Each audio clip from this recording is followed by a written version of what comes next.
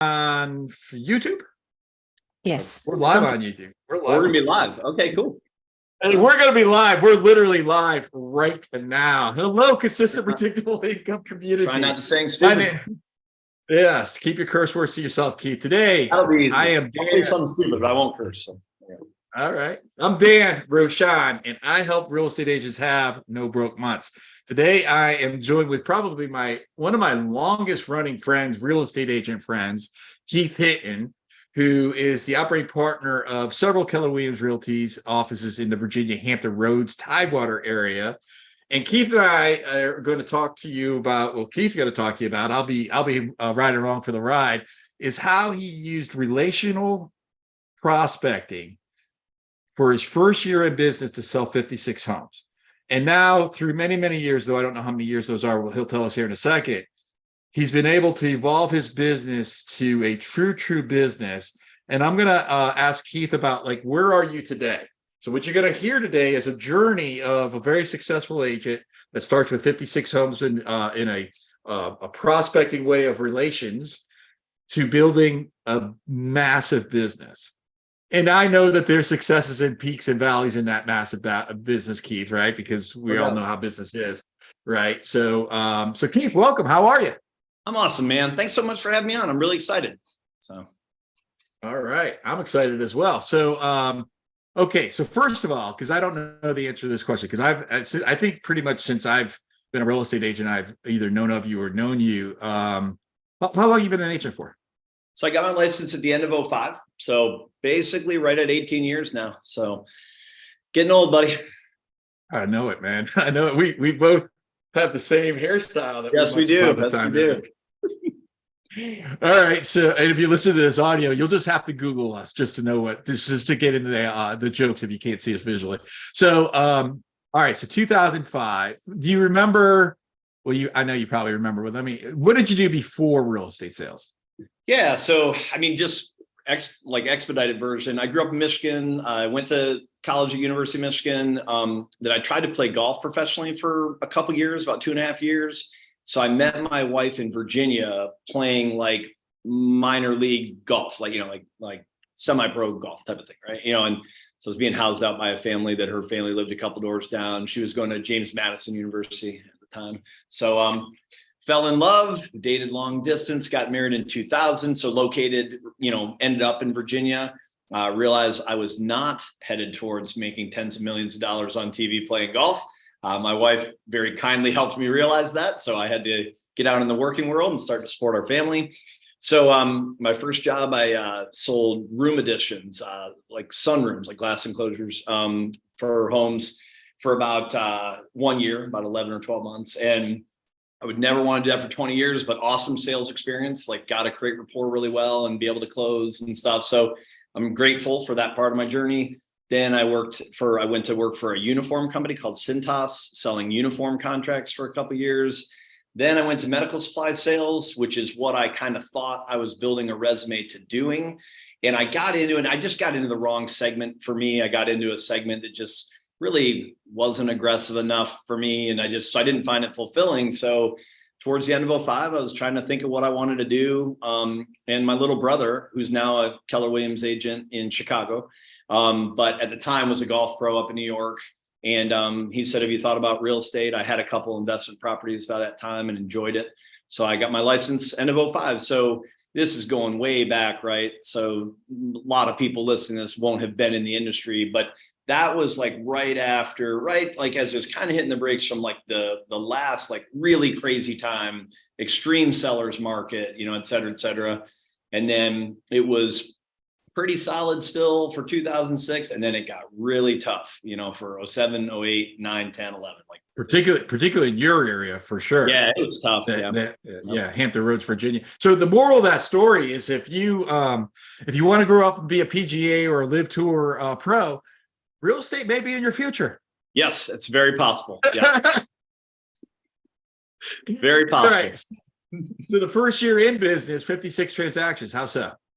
Yeah. So I jumped in, like I said, end of 2005. I mean, like right at the end. So like 2006 was my first year. I was like mid-November 2005. That's when I got licensed. Okay. So yeah, I wasn't from our area. knew very few people, handful of people through my in-laws and stuff. And so, and I was, at that time, I had to make money. My wife had already stayed home with our first daughter for 2 years. She was a school teacher for a couple of years after we got married. And this is like, I don't recommend this anyway, but she was 8 months pregnant with our second daughter. And we bought new construction. So again, this was back when you didn't even need to have a job. If you had good credit, no problem. Like you didn't have to have proof of income, assets, nothing. So we bought new construction that was going to be closing in April of the following year of 2006. And our mortgage payment was going to be $3,800 a month. It was only about a $400,000 house, but when you get a no doc loan, it was like 8.5%, interest rate. Sure. So in any event, so when I got in, I mean, like I had to roll, like it's go time, right? So anyway, so I didn't have the luxury of waiting for people that I knew to maybe move. And the other thing too, right, is like everybody I knew at that time also knew that yesterday was my first day in real estate. So it doesn't mean they're going to trust me with their largest asset just because they know me. So anyway, so I realized right away that I got to get in front of people that are mentally in the game, like that they're about to do something, whether they know me or not. So I called on FSBOs, expireds, withdrawns, did open houses. And I make the joke that somebody within a 20-mile radius, if they were thinking about buying or selling, somehow I'd find out about it. And, and so I worked really hard for the first 90 days. I legitimately probably worked 90 hours a week. I was in the office by 7 a.m., cranking out thank you notes, et cetera, anything I could do before it was kind of appropriate to be able to call people. Hopped on the phone, prospected, set appointments. I don't know how, but I made it home for dinner almost every night. And then I went back to the office for a couple hours and cranked out more stuff because I knew I wouldn't do it very well if I was sitting at home. So, so the makeup of the 56 houses, I used to teach a class on it. So I had all this data, but it was probably, 45 of them were people I didn't know in any manner. Probably almost half of them were FSBOs and expireds, and then another chunk that were like sign calls and people that came into open houses from, spin-off business from those, then a little bit of word of mouth, but not much in that first year. Sort of, I heard a coach once say this, and I don't agree with it, but he called it the Maserati strategy of sales, which is go buy a Maserati, and then you have to succeed to be able to keep that car. So it seems like you had a little bit of that going on there. I mean, not that you went, splurged, but you had your family and an 8 month, good analogy. Wife, and so you even said you're like, I'm not sure if I recommend this. So please don't go do that. And be like, this random guy on a podcast one day said it's a good idea. I don't recommend that. So all right, cool. All right, so then I want to fast forward today, but I don't want to. There's several steps in between then and here. So I know that you, at some point, you got into leadership. You bought a brokerage and then several brokerages, and I know you've sold some brokerages and you've partners, et cetera, et cetera, et cetera. So how long were you an agent before you got into, like, call it a leadership capacity? Yeah, in the brokerage.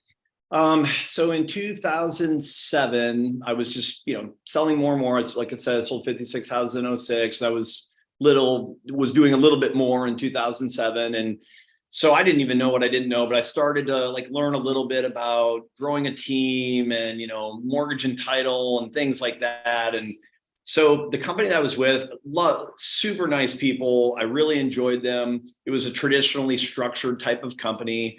And so one day I just realized, I love all the people here, but this just isn't an entrepreneurial enough setting for me. Like, it just doesn't fill my bucket, right? And so I started to look around, quite a bit, and I looked way into the model of both RE/MAX and Keller Williams at the time. And I ended up joining Keller Williams in the fall of 07. And as I was joining, I'm kind of like a business nerd. I just really love learning about business structures, et cetera. And so their business model really intrigued me. And so as I was joining, I asked somebody, I was like, how do you start one of these things? Like, because I was learning more and more about it. This is really cool. So somebody gave me the information to contact the Virginia regional leadership, ownership and stuff.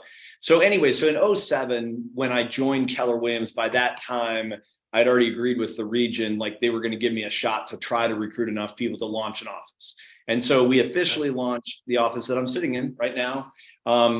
Wasn't not the original location, but this franchise so our official launch date was October of 2008. So that's interesting because that's when the actual market crash happened. So, but luckily everything's worked out really well. Over the years, I've been the operating principal and or primary owner of 2 or 3 Keller Williams offices most of the time. We started a second one, different set of partners, but in 2011 in Newport News, Virginia. Then I ran one in Virginia Beach. Now I'm part of the ownership of 2 of them, one in Chesapeake, the one I'm sitting in, and one in the Outer Banks of North Carolina. So, and then I sold, I think this is partly why what you're asking. So I got into leadership like 07, 08, and I continued to sell very actively through 11.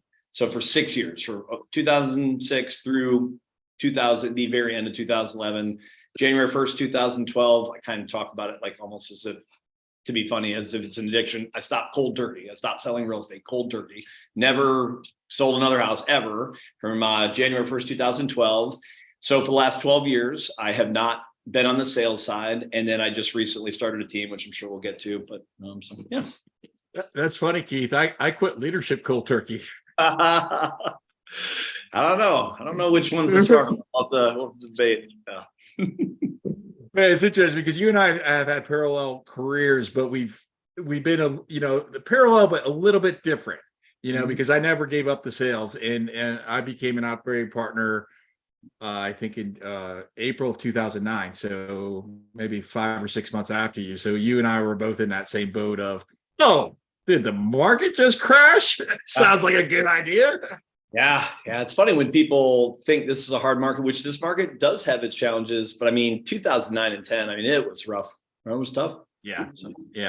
All right. So I was actually asking you that, Keith, because I'd like to ask you, what is the one thing, because you have tons of experience. I was just really just sort of laying the foundation so that the audience can understand the credibility that you have, which is huge. And I know that, right? You know that, of course, you're humble, right? But what if you had one thing that you say, I've learned this through all my years of experience, that is the one thing that real estate agents, if they could just do this, their lives would be different. They would have a different, legacy, a different trajectory of their careers. What would that be?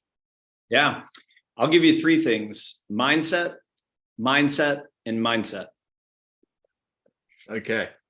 All right. I love it. So it's about believing first, right? Absolutely. Yeah. I love this. I love this conversation. I love this subject. Most real estate agents that fail, very, very few, very low percentage fail because of a skill issue. It's because they couldn't get out of their own way. They couldn't get their mindset right. Our industry is, it's just not one. I'm not going to go play in the NBA next year. Like there's a limit, that like very small amount of people can't communicate well enough to sell real estate. It's because they didn't believe in themselves to the extent they needed to. They viewed things as glass half empty, all the stuff, So yeah, it's mindset. All right. Thank you for that, for those nuggets. So let's fast forward to today. So today you're still in leadership, but now you've also started a team and you're putting a ton of money into it, a big investment into it. Obviously the experience that you have, etc. Describe to us, what is not the brokerage, what does your sales team look like today? And then if you could, I'm going to ask for you to describe it. Let's start with like step 1. When did you decide to start the team? Like what caused you to do that? What was your first step, your second step, and then where are you today? Yeah. So as far as how I decided to start it, kind of neat. Over Christmas, a friend of mine in Philadelphia reached out to me one time. I'll actually plug them, Steve and Lindsay Soprani. They've got a great company that's related to their, it's called Soprani Consulting, but they're headhunters. They do consult, but they also act as a headhunter for ops people on real estate teams, team leaders for KW offices and stuff. And they're some of my favorite people. So he texted me randomly one morning and it was super nice. Like I woke up to it. I was like, I just really appreciate our friendship, and stuff. So I called him back a couple hours ago and told him how nice that was. And so he asked me at the time, have you thought about getting into any form of coaching? Would you be possibly interested in coaching me and that type of thing? So I don't know, people had asked me that from time to time along the way, and I don't know. So he just got me at the exact right time. And over Christmas, you get a little bit of downtime, right? To just kind of think, you're not doing as much, right? So anyway, I started to think, all right, like I'm maybe I should take a look at that. So fast forward a little bit, a couple months later, I started a coaching company, which is very small, but it's to serve agents that do 100 plus units, so that have teams, and stuff. And so, which I'm really enjoying. So then a couple months after that, it just dawned on me one day, man, I'm diving into these people's worlds every day, trying to figure out how to help them out. I should just start my own real estate team where I live too. Number one, it's a profitable business. It's and then also it'll make me that much better to help them out. Like I'm in the grind with them, so to speak, right? So that was a lot of, and in transparency, the brokerage game, it's still good. I'm still very grateful for it, but I'm not making the same amount of income from at the brokerage level that I was 5 or 6 years ago. So part of it is an income component, but I'm really enjoying it. I'm glad I did it, even if it wasn't an income component. I'm really enjoying it. So.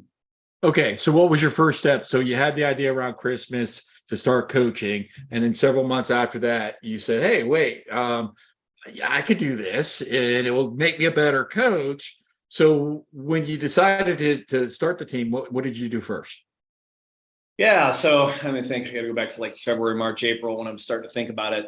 I just, I thought, okay, I want to start a team. I kind of feel like there's some business principles and practices of the business world that aren't often applied to real estate, for some reason. And I thought, if I could kind of apply some of those, and I'll kind of elaborate in a minute, that would help a lot. And I just, I'm assuming most people that are listening to this have heard of the Millionaire Real Estate Agent book. And so basically I was kind of like, all right, what if I kind of started a 7th level team day one? Is the concept, right? To where I'm not in the field, et cetera, et cetera. And one of the business principles that I'm talking about is that, I want to be responsible with the money, but most of the time when people start a small business, they set aside some money, they put it into a venture, they lose money for a bit. And then, so, I don't want to lose. And then hopefully they make it. Right. Exactly. I'm not looking to lose money long-term, but it's like, I feel like in real estate, somehow we think, oh no, the only way to start a business and build a team is that you've got to be making money the whole way along the way. You need to go sell on your own first, et cetera, et cetera. Maybe I'll find out that is the case, but I thought, I feel like I can challenge that. That's not the way most businesses in America are started. And so I started by, I was working on stuff. And so then in building out the model and stuff. And then, so my first hire at the end of April was my director of operations. Shout her out, Tiffany Christian. She's awesome. And so she came on last week of April. And so we worked together through May. On June 1st, we absorbed a team they joined us. One of my best friends, Garrett Maroon, and his agent, Jesse Hutchison. So they joined us. Garrett, who's awesome, is getting into more of what you're doing right now, more podcasting and coaching and things like that. So they joined, and they're really productive. They do 60 to 80 transactions per year on their own. And then July 1st, I hired our CEO, Carrie Spencer, and then 3 agents, team members as well: Dan Matter, Tracy Caddy, and her husband, Chris Caddy. So, and then we also have a transaction coordinator based out of Atlanta, and we have an ISA, a full-time ISA, that's calling all these. So that's kind of how so most of it, we did most of that July 1st, a couple of the other hires over the last couple months. Okay. What would you say is the key ingredient to that sauce? Defining the talent. Is that what you're asking? No. Well, I'm interested in that as well. But you found talent. I'm assuming that it sounds like they're, all talented people. Yeah. What is your, now that you have this group of people who are presumably a team of people, what holds that team together? If you were to say there's like one component in that team that's like a vital, keystone, who would that be, or what would that be? Yeah, culture. is so important. Everybody on our team, I mean, we have really good human beings. I mean, everybody on our team, for sure, I would say, hey, let's go grab a beer for a couple hours or something, and look forward to spending time, and they feel that way about each other. I can't remember where it was. I was out of town a couple of weeks ago, and they sent me pictures of this impromptu happy hour they all had together, and I had FOMO because I was like, oh man, I wish I was there and stuff. So they're doing that without my direction or encouragement. They truly enjoy being around each other. Everybody cares about each other's families. They want to make sure that things are a win-win, both ways, agent side, operation side. So yeah, finding great people, is the key, in my opinion. And so how do you find great people? Credit to Keller Williams. Learned a lot from like the career visioning process, which of course you'd be familiar with. I've learned a lot over the years. I mean, back when I first started a team, I tried to even get a team started a little before I joined KW. So back in like 2006, no idea what I was doing. Just kind of like, so I didn't know how to hire and all those type of things. So, kind of some of the stuff that I'm sure a lot of people would already think of, but, not rushing, diving deep, finding multiple candidates, taking your time, making sure you think of all the what ifs, right? And of course, you're still not going to. You're going to have turnover every now and then. You'll come together with someone and it won't be a fit, down the road. But if you do it quickly, it's really highly likely it won't be a fit. Like if you make decisions out of urgency, and so going through all the steps to really get to know each other. And relational, it's funny, we started talking about maybe touching on relational prospecting, like relational hiring, right? Yeah, let me ask you, okay, it's really, really interesting because we have so many similarities, but we also, it's almost like we have like this parallel where we're not like intersecting in some areas, right? For me, the biggest challenge that I've had through the years is really that hiring component. And today, God willing, I either have an 8, 9, or a 10 in every single role within the team, or I have a 0, meaning like there's nobody in that role. Okay. So that to me, all right. So that to me is like, okay, I feel really good about that. Now there's still some places where I have to, find the right person. And I was having this conversation with a friend of mine yesterday, and she was like, well, what makes you such a great hirer? And I'm like, no, I sort of suck at hiring. At best, I get it 50-50. I said, but what I do is I would say I'm a better retainer. Right. And so it's like if I'm at the best, and I've gone through the career visiting and the recruit select and, all that training. And I thought I was pretty good at it. Okay. But what I really realized is at best, I'm going to get it 50-50. But the difference, I think, of building a really, really successful team versus not is having the discipline to quickly get out of relationships with the 50% that you make the mistake on. Now, maybe you're better than 50-50. I don't know. I bet you are, but that's been sort of my experience. Yeah. I mean, I've certainly made good hires along the way and poor ones. I have gotten better at it, like over the last 5 years, my percentage of hires, I don't even like using the word hire. It's like, I feel like I'm partnering with people and relationship, usually instead of interviewing, but so over the last 5 years, certainly a way higher percentage of people have worked out. It's been successful. We've been together longer term than in the first 5 years that I got it. It's just like everybody else. There was a time where I was a pretty good salesperson and literally didn't know anything about being a business person. So, I mean, that's one thing I would suggest to people, that if they're struggling, that don't beat yourself up too bad. Like we're not born with business aptitude. I mean, we've got to acquire it. I want to make sure. So Keith just walked through something. I'm going to give a sort of a template for.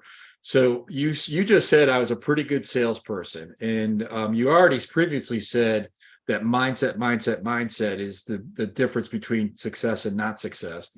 So the way that I would framework that is, if you think about like building a building, and the basement of that building would be mindset.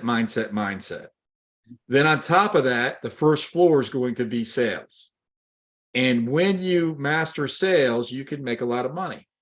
Yet, if you want, and we take the word money and we can replace it with the word impact. Okay, because that's really, for me, what money is, the ability to make an impact.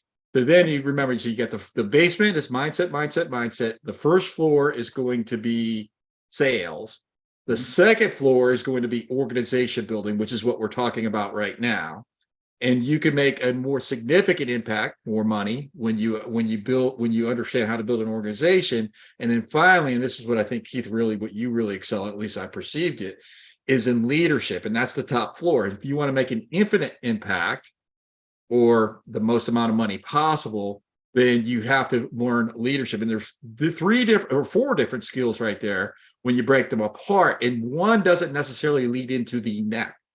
Mm-hmm. And so what I've learned is that you have to learn I have to learn the skill of mindset. I have to learn the skill of sales, of organization building, and of leadership. And I'll leave it with this, and I want to hear your thoughts on this, Keith. My definition of leadership is to teach another person how to think so that they can get what they want. Mm-hmm. And I think just having that understanding of that definition in of itself makes you a better leader. And so I just want to make sure that I throw that out there as well. Keith, what are your thoughts about the way I framework that?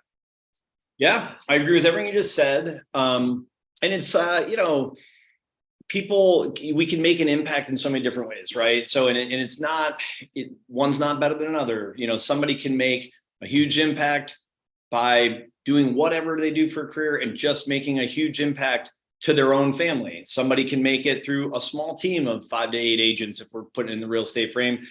Some people are called to make an impact to lead a 100, 200, 300 person real estate sales organization maybe. And then you're a great example right now. You're making an impact to thousands, or I don't know how large your podcast is, but maybe it's millions, of people. Millions! I have millions and millions of viewers and listeners. Yep.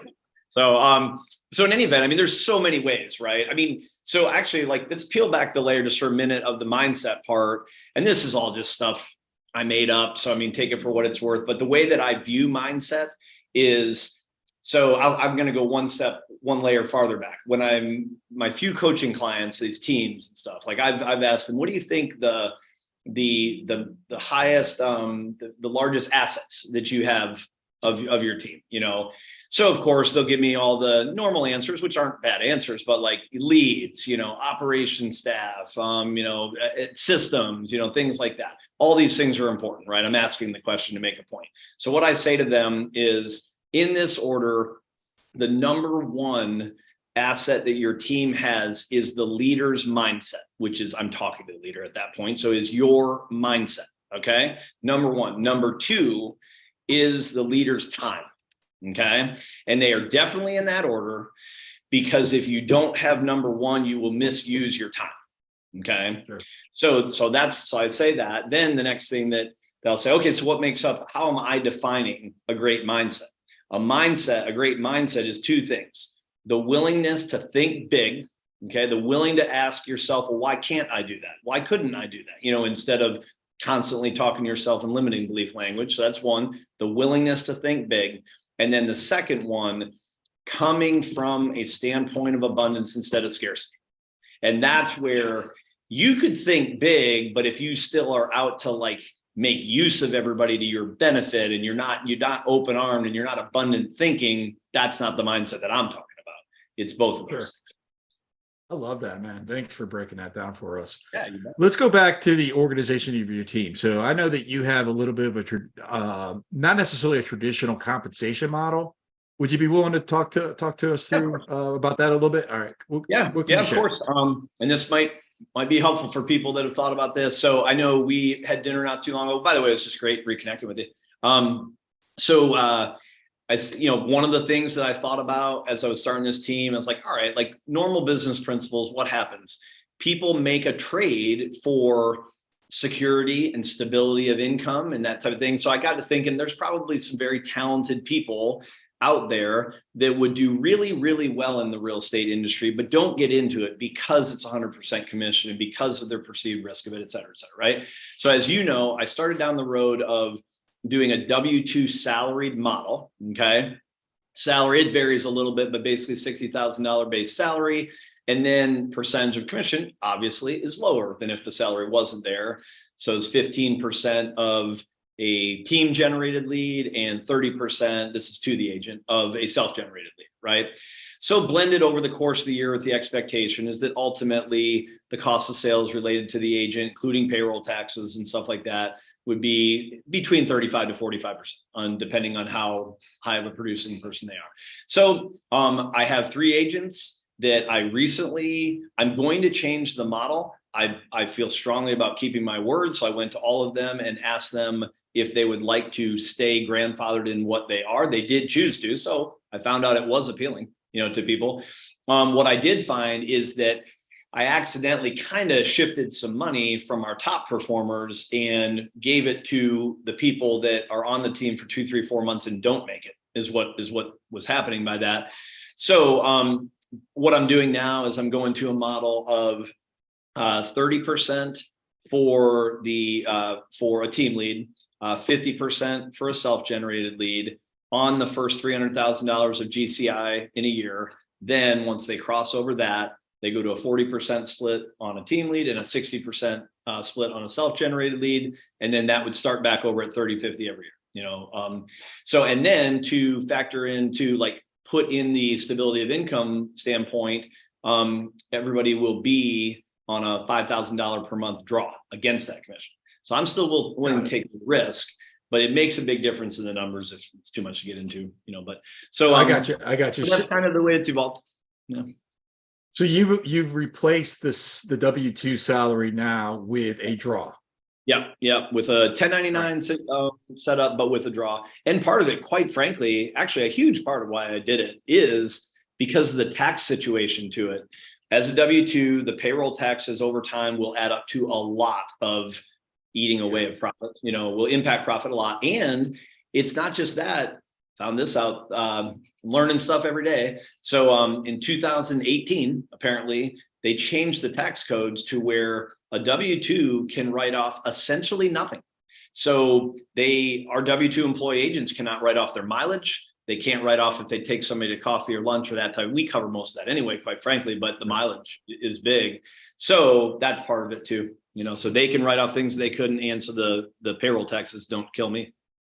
What's your break-even point to make this compensation model work in regards to how many transactions closed, and then walk us through the sales journey of how many leads are you gathering, and then I know you have an ISA who's a really key component, yep. And then from there it goes to the agent. How long of the journey does the ISA take to work, before it gets to the agent? And then how many leads is the ISA getting, and what are the numbers going through that funnel? All right. I think you asked me about 4 questions, so let me see if I can remember them all. Yeah, but I know that you can follow me. So yeah, I probably lost half the viewers, right? But you can follow me. The first one you said was the break-even point was one of the things you talked about right there.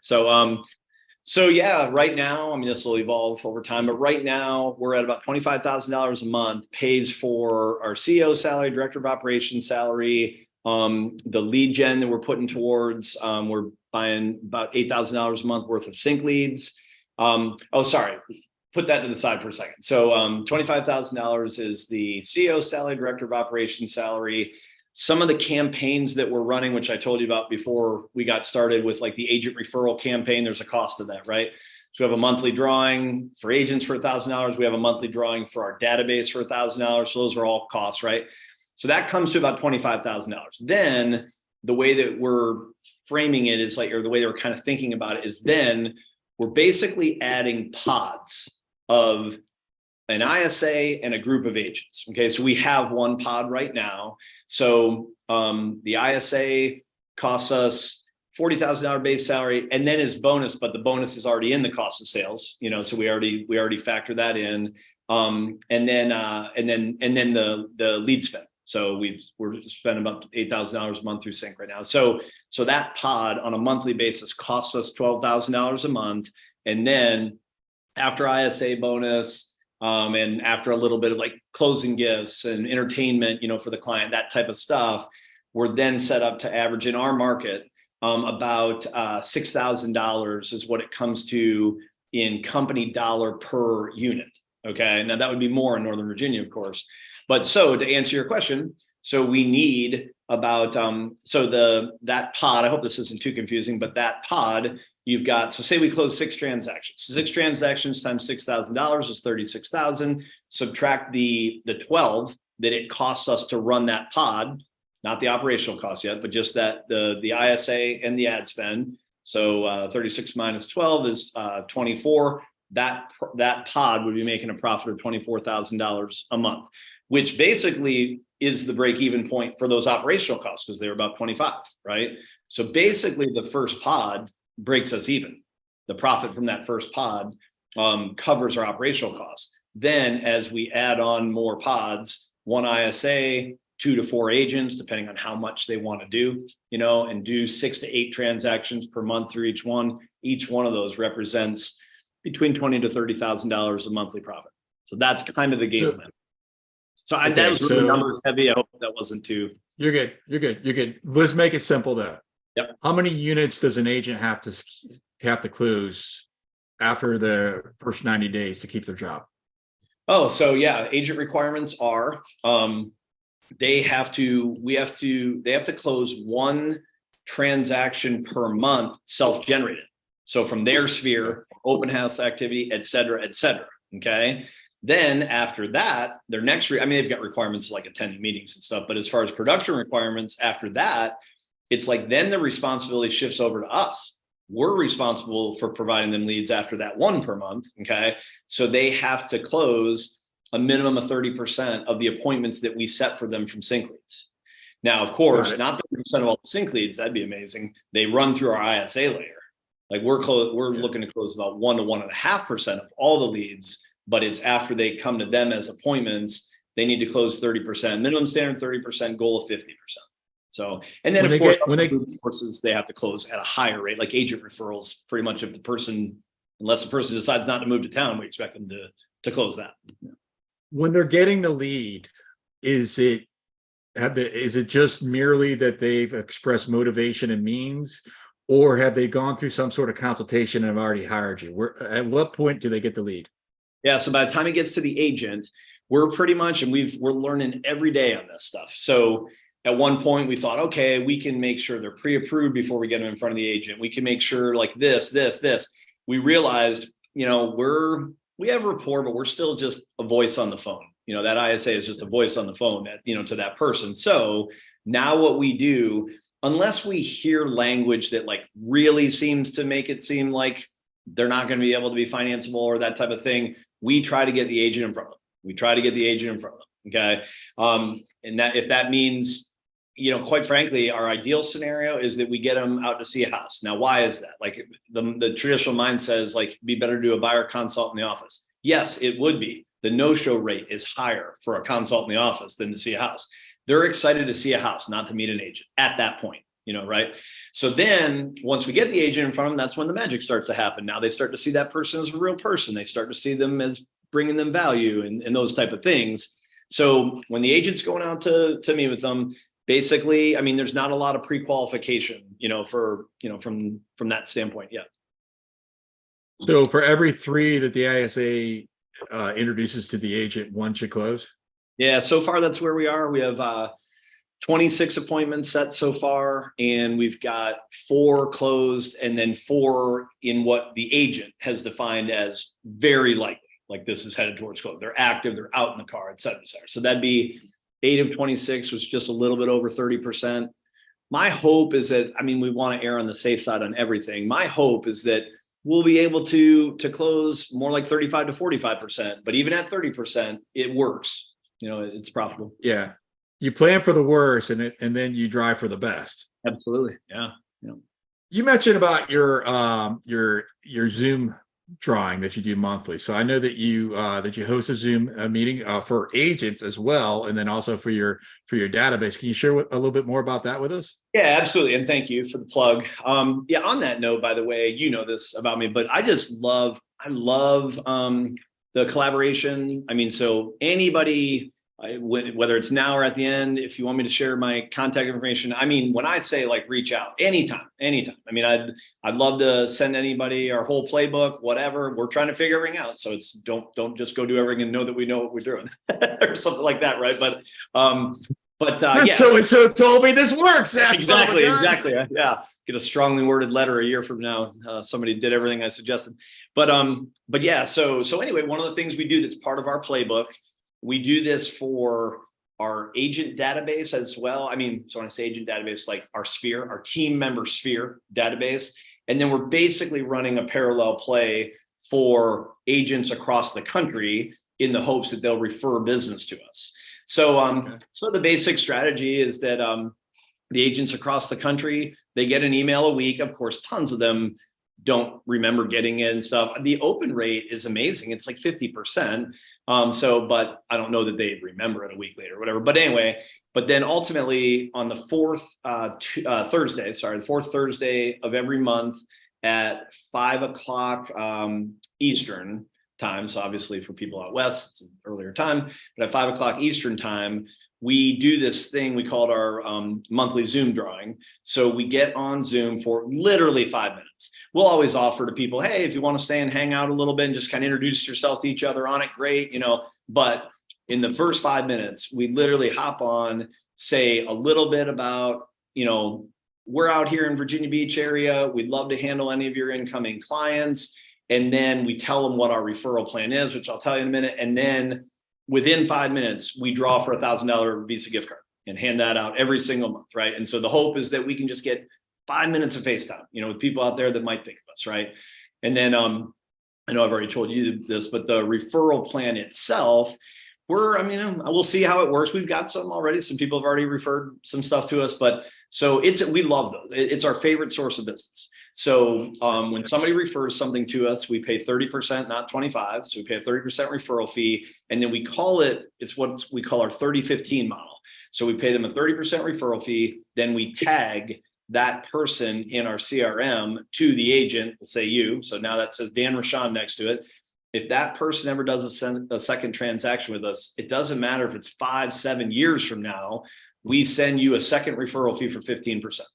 So I'm really looking forward to that day when like somebody literally texts me and goes, this is super cool. I just got $2,000 that I was not expecting, right? So that'll be neat. Yeah. So we do that. We do the $1,000 a month drawing. And then the last thing we do is anybody that at the end of the year, any piece of closed business that was referred to us, for, if you send us 3 things, you have 3 entries into this, but we do a drawing in mid-December so people can have a little spending money before Christmas and stuff.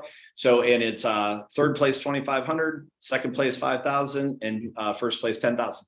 So we want to encourage people to think about us, and we'd rather share the money that way. It's more fun than the idea of us buying a billboard, or something like that to generate. So rather share it with agents. So how do you register for that Zoom? Great question. So you might know, so I'm not super tech savvy. So you should have a link. I can get you the link to send out to anybody. There's a Zoom link. And then of course, we'd love it if everybody just sticks it in their calendar. It's repeating. It'll give them a reminder.